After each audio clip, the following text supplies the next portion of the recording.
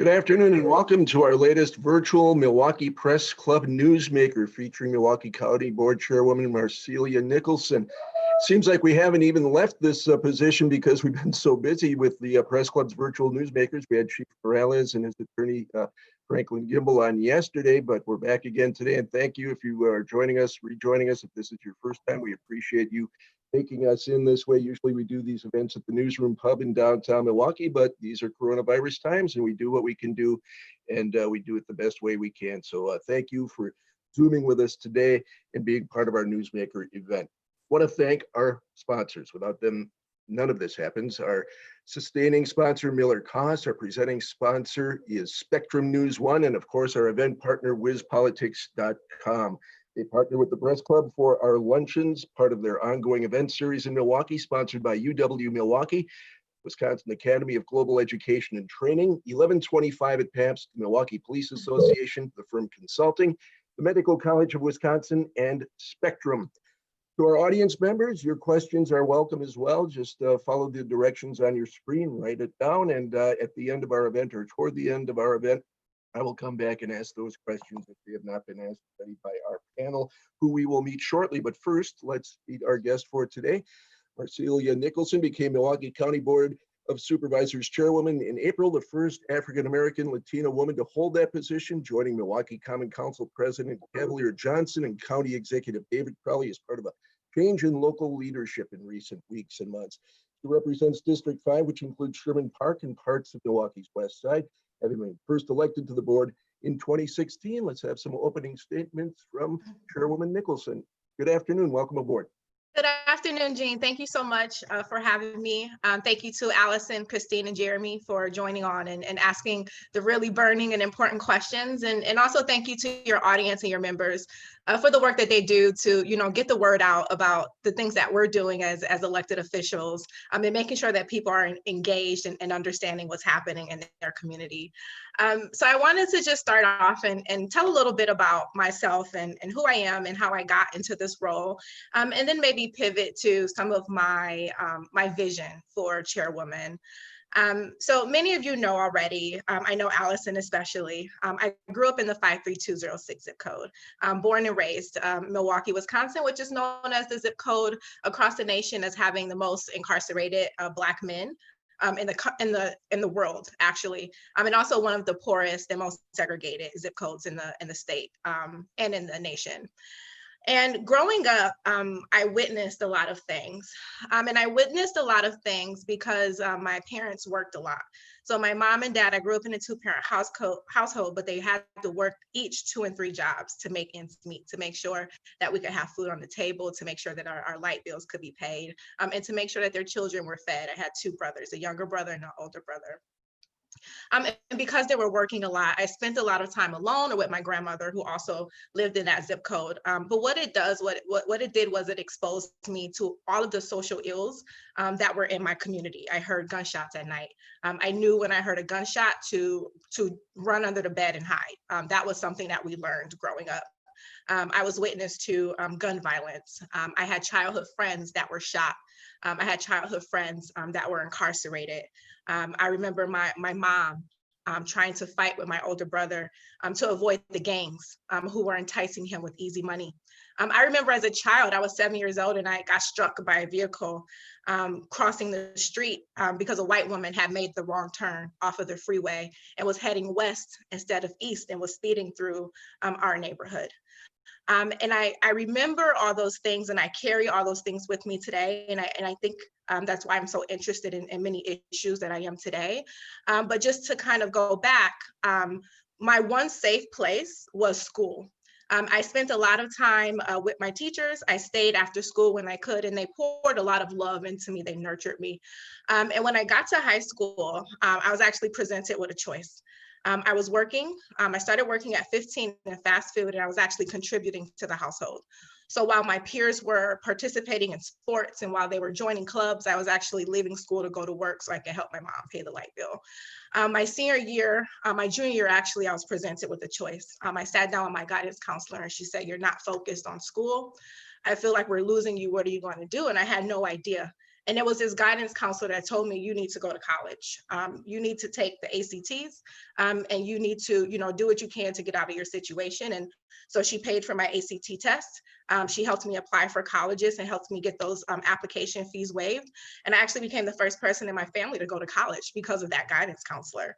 And so when I got to school and I earned 60 credits, I started working as a para for MPS.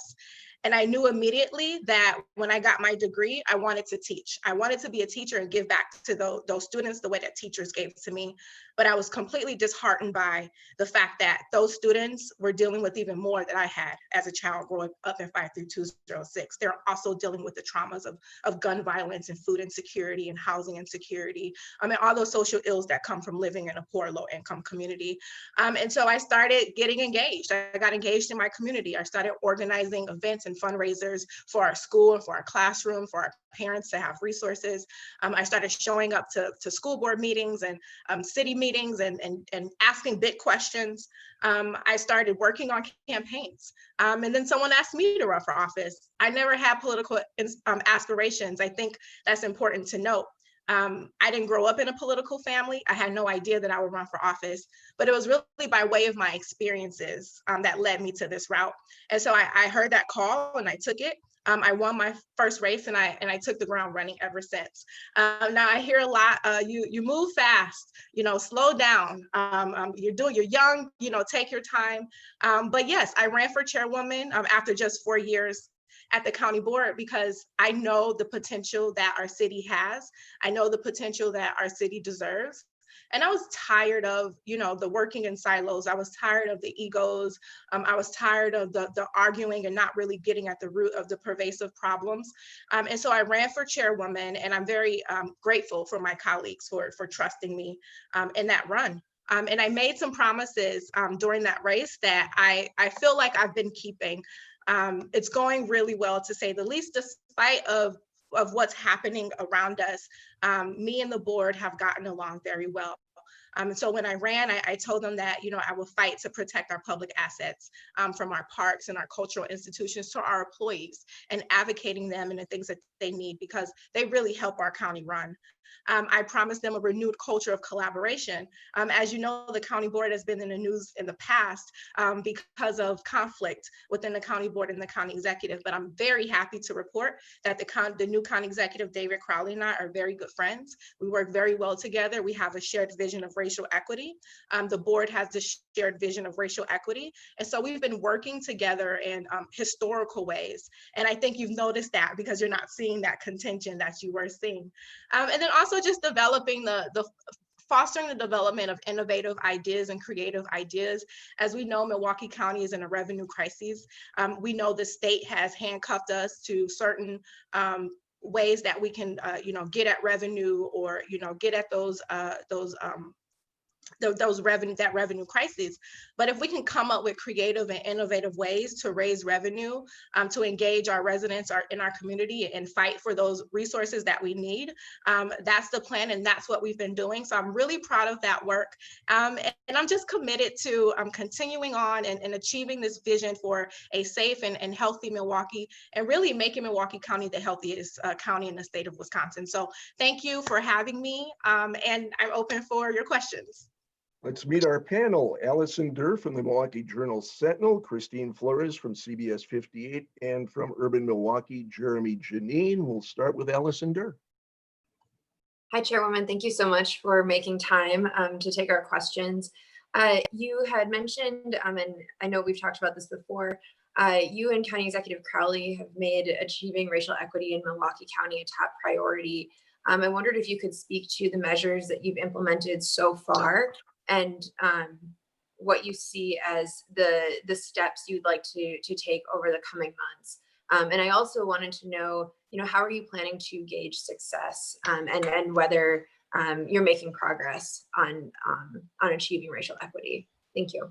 Yeah, absolutely. So we've done a lot, and and considering it's only been less than 4 months for me, and the same for the county executive, I think we've made a lot of leeway. So as you know, we declared racism a public health crisis last April. We were the, April of 2019, we were the first jurisdiction in the nation to do that. And then in April of this year, we I introduced for an ordinance change. So we could basically institutionalize that goal of achieving racial equity and implement it within our departments and the work that we do as a county board. One of the first initiatives I did as county board chairwoman was establish the Audit Committee. I separated audit from the Finance Committee so that we could have a vehicle to hear from our departments and listen to what they're doing to achieve racial equity and ask the important questions needed to make sure that we can guide them in the right direction and that we can pull from those conversations the types of policies that we need to implement to improve our communities in impactful ways, not so much the negative ways that have been done and intentionally in the past. We've also passed various resolutions. So I've personally passed a few supporting the Safe Vote program at Milwaukee. That may not sound like an issue around racism, but it's important because I think we all know that the past spring election was nothing short of a fiasco. I actually had my own issue where my absentee ballot was requested but not sent, and I actually got my ballot the day of. And when I went to the voting polls, which were 5 out of the 180 that are usually open, there were lines and lines and lines and lines of Black and brown people who were desperate to vote. And so it is a racial issue. Black people have dealt with voter suppression since their entry into society, and so we really have to make sure that we're looking at those sorts of issues, especially because the people that they vote into office are also going to be the ones that represent them, and so they deserve to have their voice heard. I've also called on Congress to repeal the '94 crime bill. I hope to work with colleagues in the state legislature to work on criminal justice reform and make sure that we're investing in public health and not always just public safety or jails or prisons. We also have to invest in education and housing and food security and all those other things that people need to be safe and healthy. We need to invest in those just as much as we do in jails and police. We established Juneteenth as a holiday. So one thing I'm really proud of is that the county executive and I got together and we just started to brainstorm, like, what are some things that we can do to show that we value Black contributions? And one of the things that we came up with was declaring Juneteenth a holiday. Juneteenth is a holiday in the Black community that is important to us because it is the day that we, as a Black community, earned our independence. We didn't earn our independence on the 4th of July. We were still slaves in 1776. But in Galveston, Texas, when the last 200 slaves were freed, it was a day of jubilee, of celebration. And we really wanted to bring those sorts of experiences to Milwaukee County, to our employees, and to our community to lift the voices and the contributions and the experiences and start to break down some of those barriers that have led to the racial division in our community as a whole. So those are just a few of the things that we're doing. And I encourage you to just keep an eye on the county board because we have a great body that are working on incredible initiatives, one being eliminating chokeholds within Milwaukee, some calling on the governor to implement moratoriums on evictions or to allow folks who are incarcerated who are immunocompromised to be released and allowed to go home. So just keep your eye on us. We have some things in the work, and I'm really excited for the initiatives we have done and what we have coming up. So thank you, Allison, for that question. Fantastic. Yeah, and I guess the one other question I had is, how are you planning to gauge success, right? Like gauge whether there's progress being made or if you kind of need to tweak things a little bit.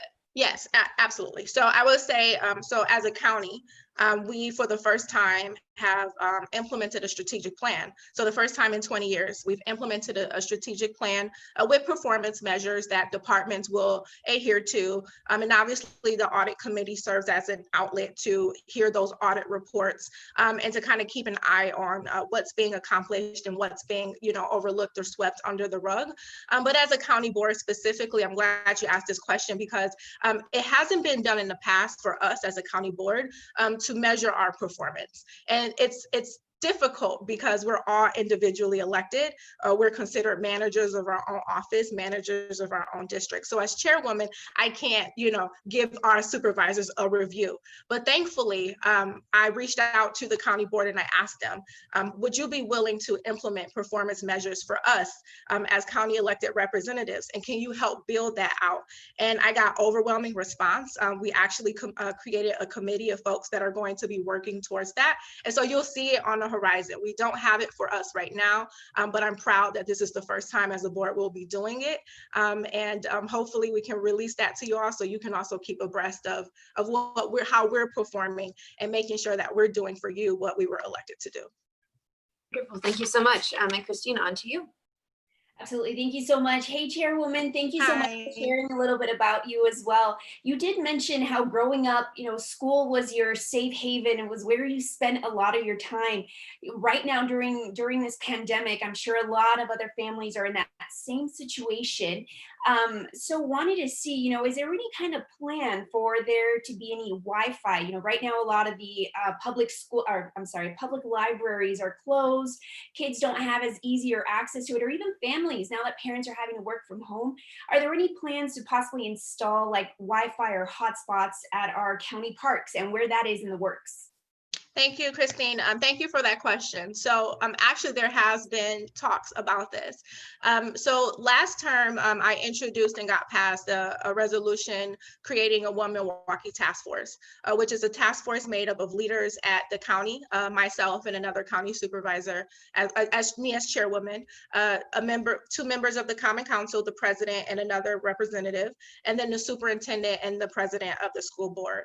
And since we've established that committee, we haven't yet met, but we've had discussions. We've kind of had think tank discussions around what are some of the things that we can start to do to work together. And one of those conversations brought to light the opportunity to provide hotspots for our students and their families in our communities. We talked about possibly adding hotspots to county buses, to maybe putting them into city vehicles and parking them in neighborhoods, attaching them to buildings, county buildings, put them in county parks. Obviously, that's a large project to take on, but I'm grateful that the superintendent has really pushed and moved forward with this initiative. And so I know he's made a lot of headway. I would also say our new Department of Administrative Services Director, Julie Landry, has also been a part of that discussion. So I think this is something that you will actually see as a reality. I can't tell you exactly where we are in that. We're going to have to tap into federal grants. We're going to have to get the funding to make it happen. And we're going to have to communicate. We're going to have to communicate and educate the community around how this will work. But it is something that I'm happy to see being worked on and potentially being done, because I agree, our students and our families need access to Wi-Fi so they can do their homework, so they can engage with their peers, so they can see their teachers, and so they can just have that enrichment on the side that kind of helps supplement their learning. Absolutely. Thank you so much. I'm going to go ahead and pass it over to Jeremy. Chairwoman, when former county executive Chris Abele was first elected, he came into office and there was this spirit of kumbaya between then county board chairwoman Marina Dimitrievich and county executive Abele. And we all know that eventually deteriorated. The relationship between Abele and Lipscomb also was not great and at points was very contentious. What can you do to ensure that your relationship stays strong with the new county executive? Well, I can do what I've already been doing, and thank you for that question. I can do what I've already been doing, which is being transparent and communicating and engaging our county executive and the work that I'm doing as chairwoman and in the work that we're doing as a board. I served on the board during some of this contentious time, and I know that there was a lack of communication between bodies. There are often disagreements that were handled publicly and not privately. And I look at that as something to improve upon. I'm actually pleased that I have a model not to aspire to. And so when the county executive was first elected, I made sure to call him and congratulate him. And we just had a very frank discussion. We had no idea how things were going to go post-election, but we promised a couple of things. That if we had a problem with each other, we'll let each other know first, that we'll be transparent and that we'll communicate. And we've done that. The county executive, we meet formally bi-weekly with our chief of staffs. We also have a direct line to one another, so we're often texting each other. If something happens in the community, he lets me know. If something happens in the community, I let him know. We have a group of young principals, so we kind of rely on one another. Chevy Johnson is one of them. And we have a group text that we sometimes just, drop into and support one another and encourage one another, because it's a challenging time. I anticipate that at some point we will disagree, but I think by establishing this foundation, this relationship, and just, trusting in each other's intent, I think we can get through those disagreements. And I'm pretty sure it's going to be fine. So thank you. And a similar question about your relationship with the city then. We heard when Abele was elected, there was this great relationship between Tom Barrett and Chris Abele. That kind of dissolved around the arena. Your relationship as a board chairwoman is a bit different. You're not in an executive role, truly. But how do you formally or informally keep those lines of communication open? Jeremy, it's just, it's just about being engaged. I pride myself on loving my community and being engaged in my community and having a large network of people that I support and that support me. As I mentioned, the Common Council president and I have a direct line of communication. I would say the mayor and I also have a direct line of communication. And then I'm just, very engaged with the Common Council and their initiatives. I actually helped some of those alderpersons during their campaigns because I believe in their leadership, like Alderwoman Marina Dmitrievich. We have an open line of communication. And so for me, it's just about, being engaged, holding on to those relationships and expanding that network so that, you can hear things when you need to hear things, and you can reach out to people when you need information, and that you can do the same in return. And that's really that idea of collaborative governments, not really working in silos, but branching out and figuring out how you can support each other and how you can work together to make sure that you can represent your community as a whole together. All right, I'll pass it back to Allison. And I guess just kind of going off of Jeremy's question, have you found areas where you think the city and the county should or could collaborate? And I think kind of in the background of all of this are the financial challenges that both local governments are facing, in addition to the financial challenges brought on by COVID. So are there places where you see, potential for collaboration between those two governments, whether it's, with the goal being cost sharing or, or some other purpose, I suppose? Yes, thank you. Absolutely. So that's why the One Milwaukee Task Force was created, and that's why I'm really excited for us to meet. We, handling transitions. We had a new Common Council president. We had, board elections and school board elections. So now we're in the midst of, who's going to clerk the meetings, and we're in figuring out a calendar. But it was really created to serve as a think tank for those sorts of how can we collaborate? How can we align what we're already doing? How can we share and resources, considering the fiscal crisis we're all sort of facing? In some of our initial conversations, we had identified a few things that we can do. So the MPS provides health insurance to mental health professionals, and so does Milwaukee County. Why don't we share in providing benefits for folks so that we can save in copays and save in the costs of those insurance plans, so we can save money across the board. The city owns parks, and so does the county. Why don't we share maintenance? Why don't we have people that are maintaining both parks, as opposed to the Milwaukee County Parks Department having their own staff, or the city of Milwaukee having their own staff? We've already done some joint initiatives. We have like the doula program. We have the joint task force on climate and equity. So those are some of the initiatives or the Office on African American Affairs. But if we could start to think about those initiatives ahead of time, as opposed to, oh, that's a good idea, let me do it too. I think we can save more on the front end, on data, on surveying, on hiring. on implementation. And so those are the sorts of things that I think we should look at. And I think there's a wealth of potential for other things that we can do. And I have to shout out the Public Policy Forum, Wisconsin Public Policy.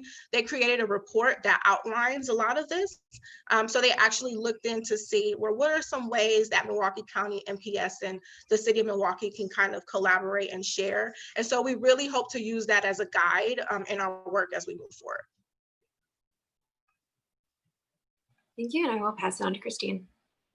Thank you. So protests, they're still happening. They're still a thing here in our city and in different ways, some by artistically with murals and others with actual marches. How do you or the board plan on moving the city forward? Yes. Thank you for that question. First and foremost, I want to publicly state that I believe in support any form of peaceful protest. I think this is an important conversation that is not new, but it's at the point where it needs to be had and not ignored. And I think that the protests serve in making sure that we can have this conversation and not ignore it. As an elected representative, it's our job to meet those demands, to put those demands to paper, to hear and listen to what it is that the people want and that the people are needing, and to put those to paper. As a board, I'm proud to say that they've been very engaged in the protest. Some of our own representatives have participated in protests, have had experiences within the protests, and have been able to use their platform to share those experiences.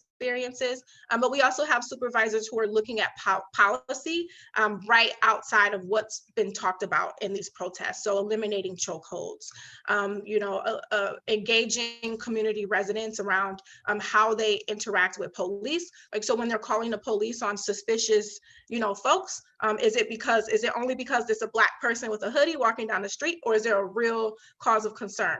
So looking at policies that can start to chip away at some of the problems that these protests have led to, but more fully looking at a collective vision and legislative policies and a legislative package that can really get at the root of these problems in a effective way. And so again, we're continuing to work on that. It's been a lot going on, a pandemic. We have the twin crises of racism and then a global pandemic.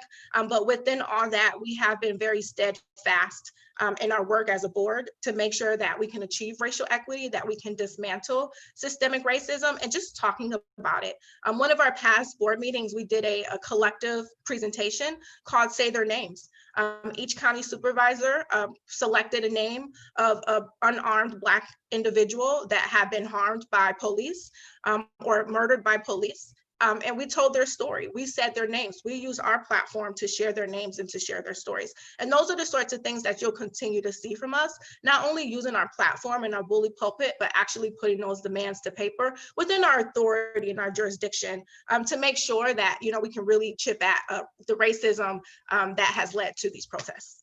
And kind of going off of that, I think anytime that anyone talks about like the relationship and how things go, the biggest question is, well, what is your relationship with the police department? Can you talk about that and how that's been? Yeah, so Milwaukee County, we don't have a relationship with the police department. We don't oversee the police department.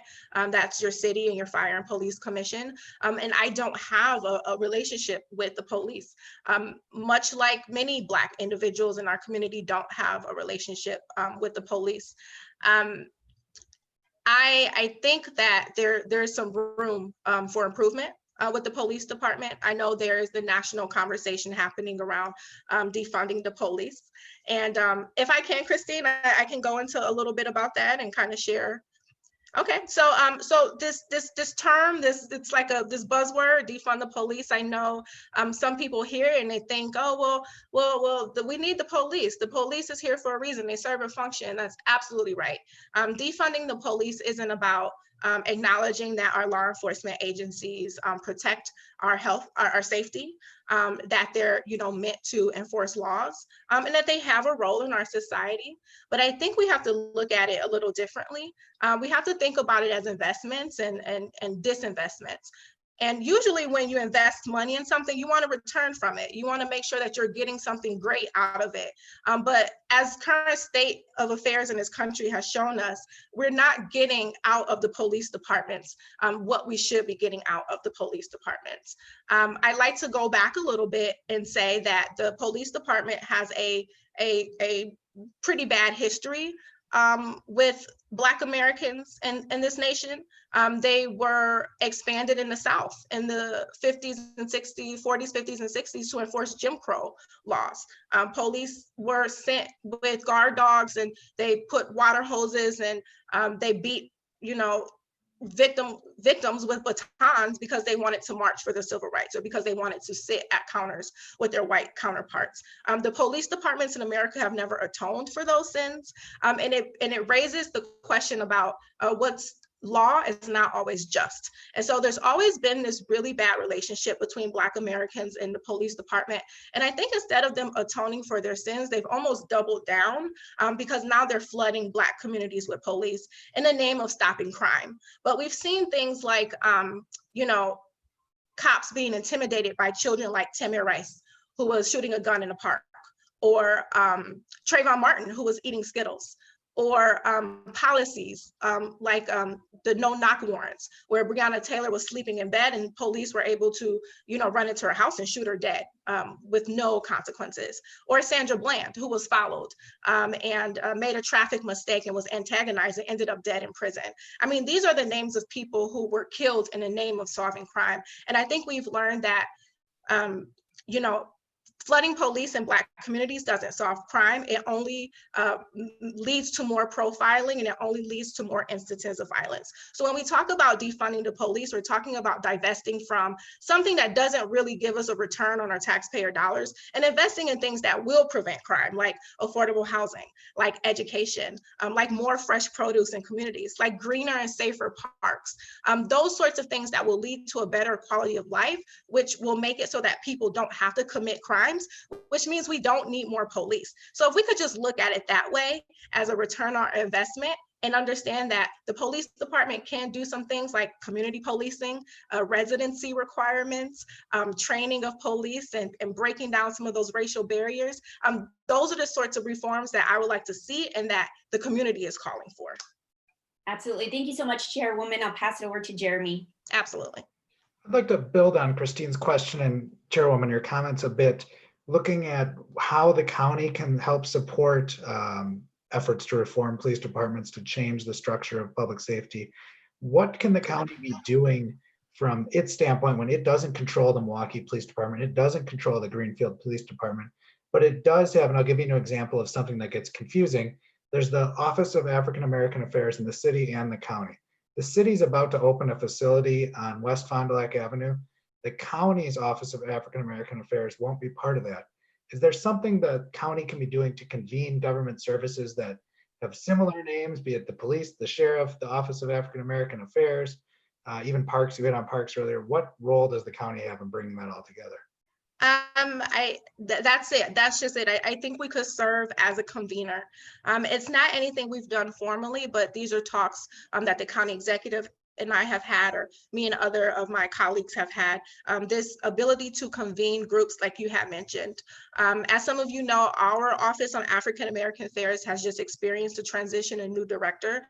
I'm really excited for Mr. Roman to come in and hit the ground running. I think he will help us in those sorts of pursuits. He has relationships at the city. He has relationships within the community. And so when you bring people to the table like him who can help you to build up that sort of committee, those are the types of leaders that we want to continue to, bring in and rely on. So yes, convening the city of Milwaukee, the Office on Violence Prevention with Reggie Moore, both offices on African American Affairs, figuring out how we can work together collectively. And as county legislators, imploring on, not only us within the county lines, but throughout the state, calling on them to also support us in these sorts of initiatives. I've reached out to Wisconsin Counties Association and asked them to, call upon their county members to, join us in achieving racial equity and calling out injustices and working towards dismantling them, because we're going to have to put a lot of pressure on folks that we don't necessarily have the authority, as you mentioned, over the police department, over the sheriff's department, but we're going to need to apply pressure in ways that will help lead to those structural reforms that need to change. It's a follow-up question on, we're talking about ways to better spend money. There's an issue that the county faces, and that is receiving money. County Executive Chris Abele and former board chair Theo Lipscomb had the Fair Deal plan. Where does that stand now? Yes, so the fair deal is something that we are still very actively seeking. We still have a state steering committee. We meet monthly. That includes folks like myself, the county executive, the mayor, the common council president, the president of MMAC, and other stakeholders that were a part of that initiative from the beginning. We're continuing to meet and discuss strategies. Our last meeting, we actually heard from Representative Evan Gweke, who shared with us the state of the current bill that they were circulating within the state legislature, and also updating us on the the possibility of any sort of Republican bill or changes to what's happening. So just staying abreast of what's happening in the state realm, but also just doing what we have to do at the ground level to engage our community around the revenue crisis that we have and in the options that we have to raise revenue. Everyone knows that Milwaukee County is the economic engine of the state. We send more money to the state than any other county, and our people are incredibly inventive and resourceful, and they work really, really hard. And so we're sending a lot of money out, but we're not able to share in that prosperity when they don't send in the shared revenue.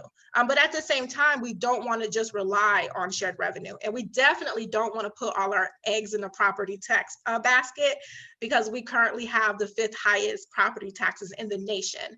And so those are the sorts of things that we no longer want to always rely on to fund our important and critical services. We want to have a dedicated revenue source, and the sales tax is an easy one. Milwaukee is an incredible city, it's a gem, it's a treasure. We have an awesome tourism and entertainment sector. And so we could really benefit from having a sales tax and having that dedicated source of revenue, so we can fund our parks, so we can fund our mental health systems, and we can provide programming for our House of Corrections, and we can do all the things that our constituents deserve and want out of their taxpayer dollars.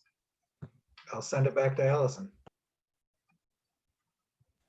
I guess continuing to kind of build off of that question, as it stands, the sales tax has not been approved. The county is in a really challenging fiscal position. COVID has made that no better.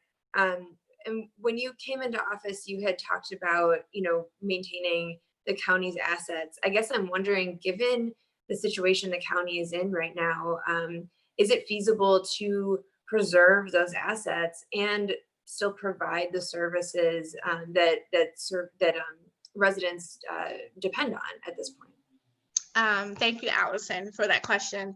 And it's a really important question. And this is something that we grapple with annually. Unfortunately, because pandemic isn't the only reason why we're facing a revenue crisis. I mean, we've been dealing with the issue of shared revenue for the last decade. And so every year we come to the table and we have to make really tough decisions about our budget. We start off annually at a $25 to $30 million deficit. And so we've already sort of, come together and put our heads together and figure out, well, what can we do? Where can we squeeze from? Where can we take away from to, fund those services that we need? We have engaged our community through town halls, through surveys, through emails around what they would like to see. And considering the revenue crisis, where would they like for us to maintain versus not maintain, because that's important to honor our constituents and their money, and making sure that we're servicing them in the way that they want to be serviced. But more importantly, it just begs the important question, when is the state going to come in and really help us get that dedicated revenue source that we need to maintain our gems and our treasures? We have one of the best park systems in the nation. We're home to the Domes, which is an international treasure. We have the Milwaukee Public Museum. We have the Milwaukee Art Museum, which is internationally known. And these aren't just, institutions that we take advantage of in Milwaukee. We get people from all over the state, again, all over the nation and all over the world that come to visit us because of the things that we hold dear. And so it's really important that we not talk about, can we protect them, but we fight to protect them, and we do whatever necessary to protect them. So I'm looking forward to working with my colleagues to, work with the state legislature to get that dedicated revenue source. I'm looking forward to working with our federal allies to get more direct and flexible funding that we can use not only to respond to coronavirus, but the revenue shortfall that is going to come from it in future years. So that's where our eye is at, Allison. I'm not thinking about what we're going to cut. I'm thinking about how we're going to get that money to make sure that we can sustain them and keep those treasures open, because again, they are what make Milwaukee great. Well, then one quick follow-up. How do you think COVID is going to impact the budget? I mean, that's something that's going to be starting in the coming months. What are you anticipating? Well, it's not good. The coronavirus pandemic has really done a number on our ability to raise revenue and fund the services that we need to fund.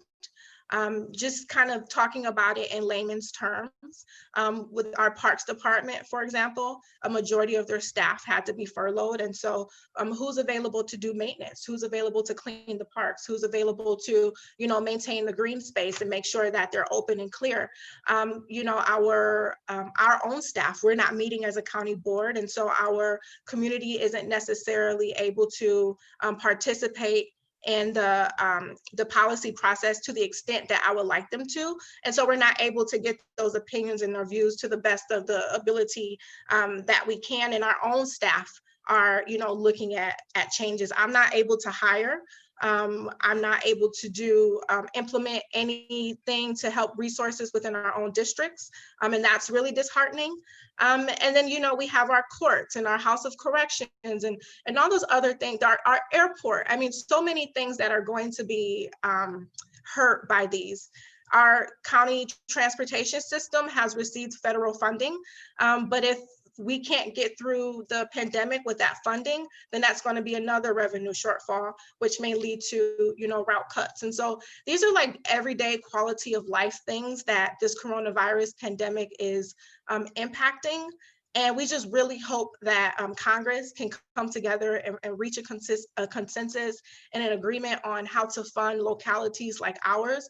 I understand that there are some across the nation that haven't been able to spend the money that they received, but Milwaukee County is not such one of them. In fact, we could use twice as much. So we look forward to, hearing from our congressional allies and again, just working with each other to figure out how we can continue to keep these important services available and that we can continue to maintain them through the coronavirus pandemic. Thank you. And Christine, on to you. Thanks so much, Chairwoman. You recently visited the House of Corrections, and you mentioned how there's still change that needs to happen there. What kind of change needs to happen, or looking forward to working with them there? Thank you, Christine, for that question. So I'll start with positives, which are I was very impressed by current leadership there and just their commitment to reforming the House of Corrections. I listened to a really great presentation on all the programming that they've implemented, all the things that they're doing to support their inmates and rehabilitating them. So once they re-enter society, there's no recidivism, there's no return back because they've earned skills, or they've gotten training, or if they've been given the resources that they need to, re-enter society in a productive way. I was glad to see that the population had been cut in half, nearly 1,400 inmates down to 700, and that they had moved more towards a electronic monitoring system for those low-level or nonviolent crimes, committed folks that don't necessarily need to, sit in a jail cell, but could be home and monitored, which is sometimes safer than Huber, which is the work release, because you can actually see and know where these people are at all times. And so those are the sorts of models that I would like to see us continue to implement. I know the population has been cut because of the coronavirus pandemic and because they don't want to spread that virus amongst the population.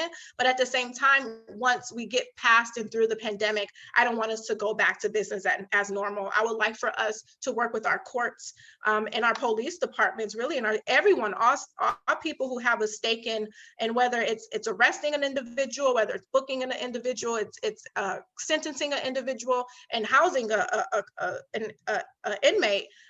You know, where can we come together and at one point to talk about, you know, what are the reforms that we can do, and how can we implement more drug treatment courts, or rehabilitation courts, or you know, low-level criminals. Let's work with the state legislature to change, you know, minimum sentencing. I don't necessarily agree with that. I think we should take into account people's situations. And so I think there's a lot of work that we can do. And I think that current leadership is committed to doing that. And the county executive is also running a nationwide search for a new superintendent of House of Corrections. I know that he is very committed to making sure it's someone that has an eye on racial equity, and someone that is more about programming and rehabilitation versus incarceration.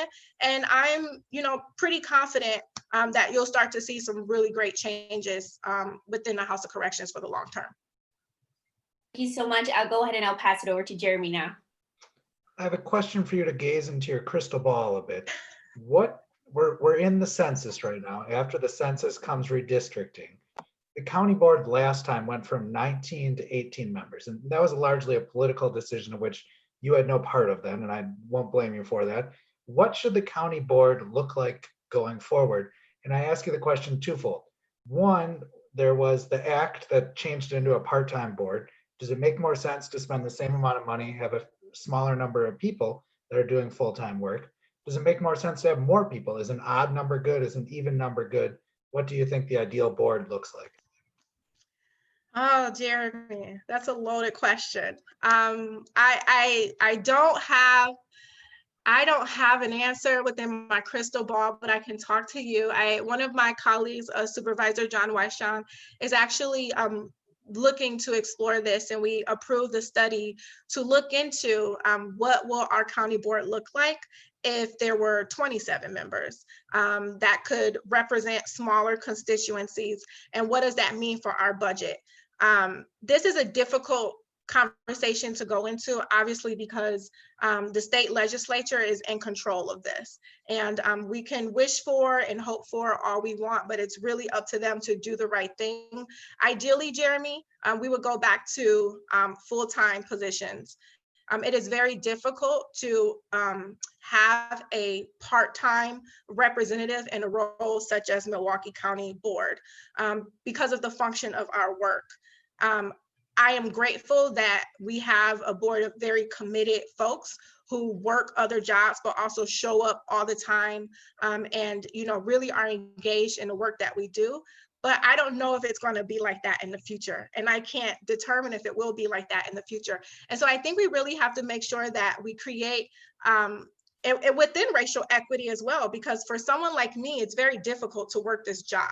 I work another job on top of it, and I work extra on top of that because I have to pay my bills, and I need to find, you know, health insurance, and I need to be able to, you know, live every day. And if it weren't for my support system, someone like me wouldn't be able to sit in this role, which is a problem of racial equity, because someone like me who doesn't come from family money, I don't have the resources to serve in a role like that unless I have the support system. So just looking at it that way, and at the end of the day, regardless of how the body looks, I want it to be a body that puts our community first and has the resources to do that, and are, you know, dedicated to serving the function of our jobs and the best of our capacity. And whatever that looks like, I'm willing to support it. I just don't know right now what that is. So thank you, Jeremy.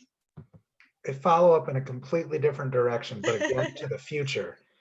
The county budget process is going to kick off real soon. It's largely an executive budget that is handed off to the legislative body. We're going to be in a real weird year in 2021. You've hit on that already. What type of role do you have right now in even helping the executive branch craft that budget? Yes, so I'm currently participating in, we have budget meetings. So budget meetings with our county executive, his chief of staff, DAS, our budget director, our chair of finance, our another member of finance, and our comptroller and our research director. And so we're meeting regularly to talk about the budget ahead of time, just so we kind of know what's going on. The county executive recently held his hearing on departments and their requests and their budget requests. I do know that the county executive did ask for kind of across the board cuts. I can't give you that exact number or figure, but I do know many of our departments met that and were willing to do more and go above and beyond and kind of figure out where they could tighten up and where they could loosen up some of that funding. But then beyond that, as you mentioned, the county executive does propose his budget. So while I'll kind of have an idea of what's in the budget, I won't fully know until it's proposed. And then from there, as you know, we take it up as a board. What I'm in the process of doing is creating town halls and virtual meetings so we can start to engage our public around the budget.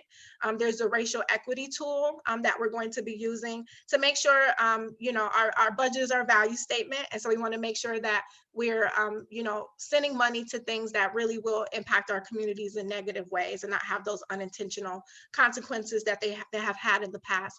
And then more importantly, you know, engaging our community, you know, around what they want to see, and then just working with the board to really fight for those services that we've always fought for. And you know, we're just dedicated and steadfast on all of that. And so I know it's going to be a challenging budget. But I know we'll work together, and with the collaboration that's happening now with board, the county exec, and across departments, I really think that we can find some solutions in addition to continuing to seek that direct and flexible aid from the state and from our federal allies. Back to Allison.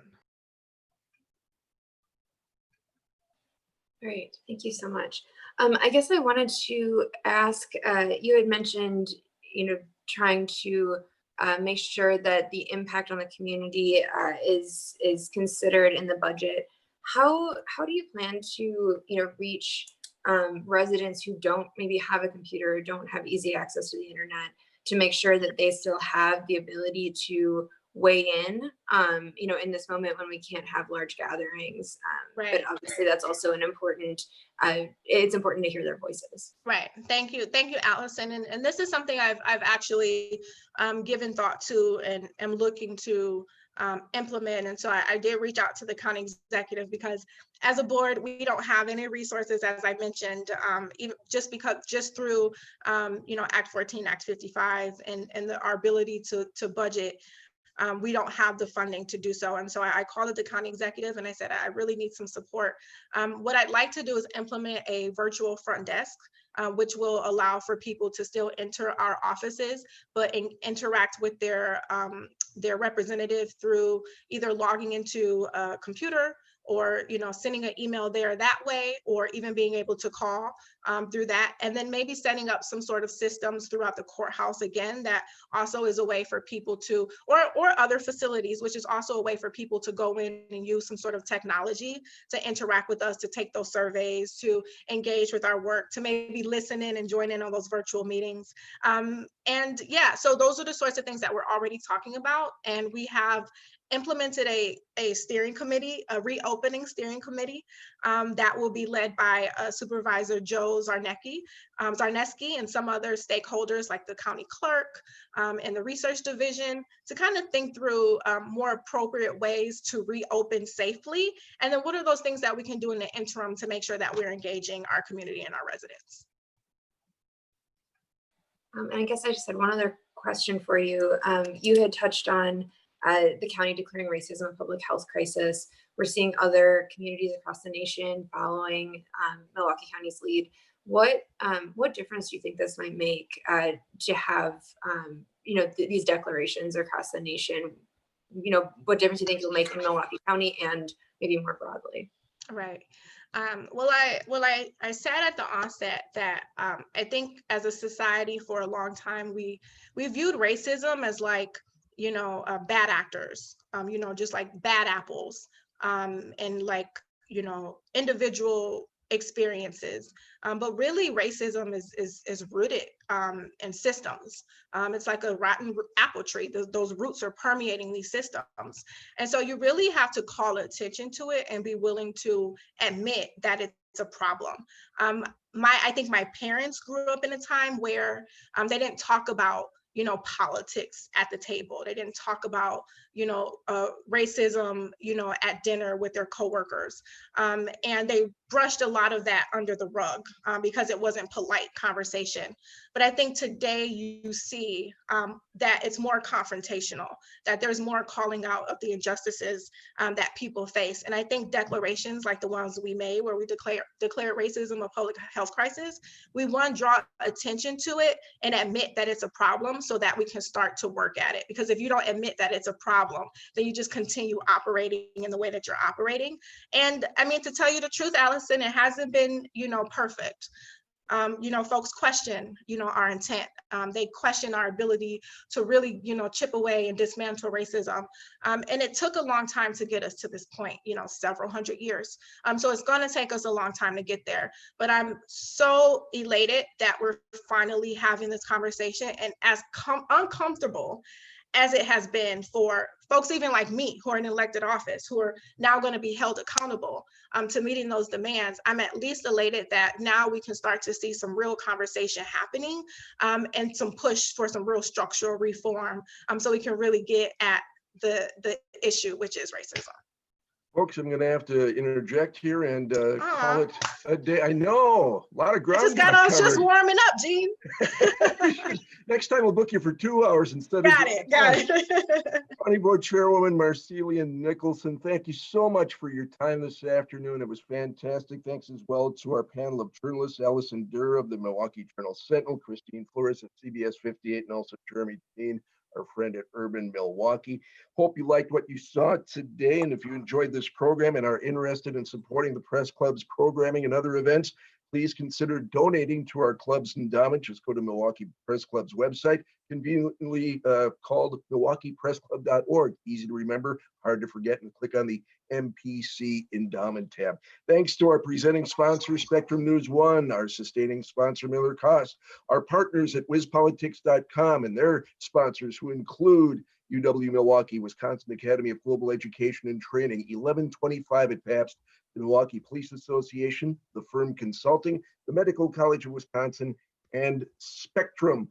We have events, yes we do, more coming up. A virtual newsmaker August 27th featuring Rick Schlesinger of the Milwaukee Brewers, and then another virtual newsmaker set for September 9th with Governor Tony Evers. And more things could happen again with this virtual format. We can turn on a dime and pivot as events warrant, and things, of course, in these pandemic times are happening rapidly. So please check back at our website, MilwaukeePressClub.org, and see what's going on. We'll try to keep you posted. And if you would like to become a member of the Milwaukee Press Club, our doors are always open, virtual or otherwise.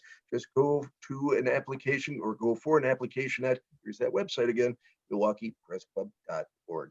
Thanks again to our panel. Thanks to Chairwoman Nicholson for all your time, your questions, and all the information you put forth today. It was fascinating, it was fast moving, and we got to do this again soon. I'm Gene Miller, president of your Milwaukee Press Club, host of Wisconsin's Morning News on 620 WTMJ. We'll see you next time.